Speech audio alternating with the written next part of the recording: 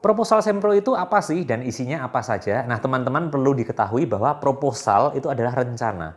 Ya, jadi dalam hal ini adalah rencana penelitian, dan yang kedua seminar itu adalah sesuai dengan kaidah akademis. Jadi sifatnya harus bijak, yaitu logis, empiris, dan teoritis. Logis itu sistematis masuk akal, empiris itu berbasis data, dan teoritis itu ada dasar teorinya. Nah, tujuannya sebenarnya ketika teman-teman Sempro, seminar proposal itu apa sih?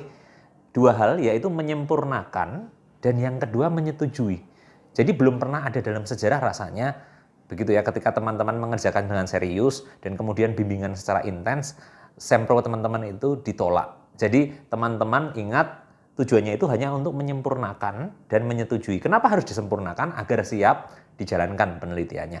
Nah, isinya apa? Secara logis, isinya itu hanya dua teman-teman, yaitu why, mengapa penelitian itu dilakukan, dan how, bagaimana penelitian itu akan dilakukan. Berkaitan dengan why, sebenarnya ada 3 komponen yang teman-teman harus pastikan ada dan bisa dipertanggungjawabkan. Yang pertama adalah gap fenomena. Gap fenomena ini adalah kesenjangan antara teori dan praktek, begitu ya. Yang ini kemudian memunculkan fokus penelitian dalam bentuk research question atau pertanyaan penelitian.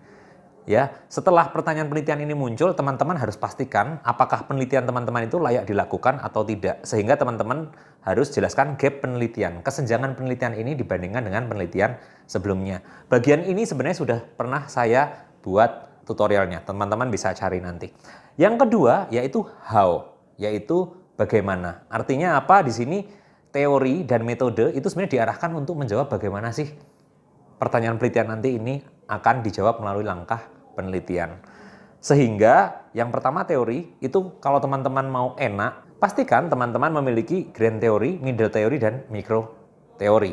Di sini juga pernah saya buatkan video tutorial sebelumnya tentang apa itu grand teori, middle teori, dan micro teori. Dan yang terakhir adalah metode. Metode itu sebenarnya berbicara 3 hal, yaitu pendekatan penelitian, apakah kuantitatif, kualitatif, dan seterusnya. Yang kedua jenis penelitiannya, misalnya deskriptif, korelasional, kausalitas, etnografi, fenomenologi, dan seterusnya. Dan yang ketiga analisis data. Ya. Nah, di sini kalau Anda lihat sebenarnya pendekatan itu tidak harus ada. Kenapa? Karena kalau kita berbicara metode, itu bukan berbicara metodologi, tetapi berbicara metode, yaitu cara operasional. Sehingga kebanyakan, bahkan beberapa metode ini sudah langsung berfokus pada studi apa yang akan dilakukan. Ya. Tetapi yang paling penting apa? Analisis data ini berbicara step by step. Artinya sebenarnya analisis data ini berbicara tahapan real yang akan dilakukan. Jadi pastikan teman-teman dalam bagian analisis data ini tidak hanya mengutip buku, tetapi teman-teman dapat dengan bertanggung jawab menjelaskan tahap-tahap apa sih yang benar-benar akan teman-teman jalankan pada saat penelitian. Saya pikir itu teman-teman, semoga membantu. Terima kasih.